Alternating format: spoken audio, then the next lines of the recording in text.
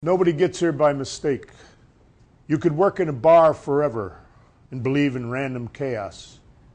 Entropic drifters pushing through saloon doors, a shower of human asteroids.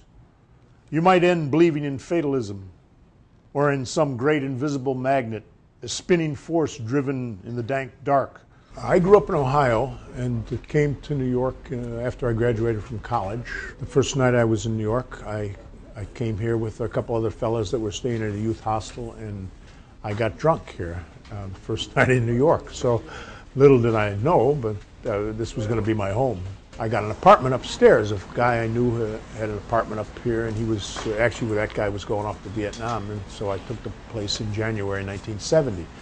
In June of '72, I began working here. They needed somebody to fill in, so I started working here part-time. I went to grad school at City College in the writing program.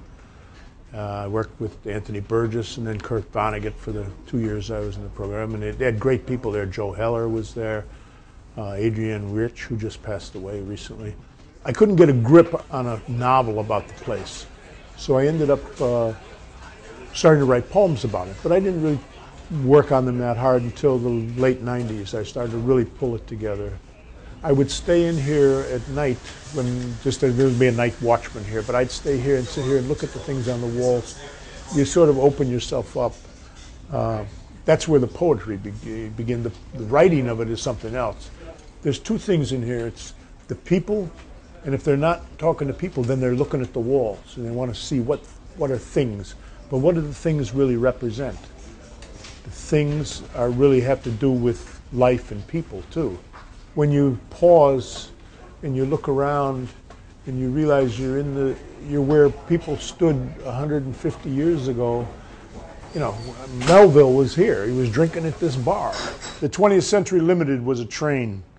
Poets, playwrights, and painters, cops and firemen and Pinkerton guys, alemen, and radio joes and TV yokels, veterans and spies next to barbers and bellhops. Baseball players, boxers, and promoters. Through world wars and depressions and memory, they told stories to make you laugh and weep. The magnet word, and in they came.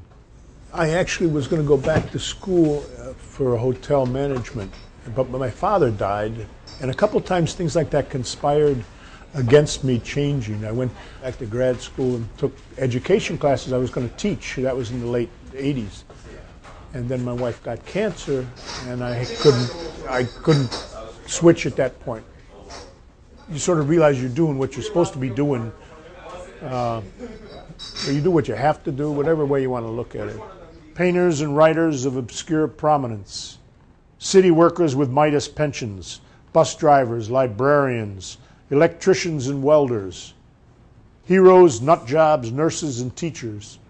I want my poetry to transcend just the bar. Even though it's about the bar, it's also about humanity and people and what they go through in life. The juxtaposition of high life and low life here, it really, for me, it really is where it's at. The incongruency of things that shouldn't work. You know, if you want to sit down, you got to sit with other people, and then you start talking, and that's when you get the transvestites talking to the tourists from Oklahoma, and they realize they're not so different, you know, after all. They may look different, but that's McSorley's. Seen from the long view lens of 40 years working in a place, people are way too self-conscious. They shouldn't worry so much about the superficial things. It's not worth the waste of energy. You worry about loving somebody and caring for your family or whoever you really care about. But it's the people. It always comes back to the people. I mean, with no people, no place.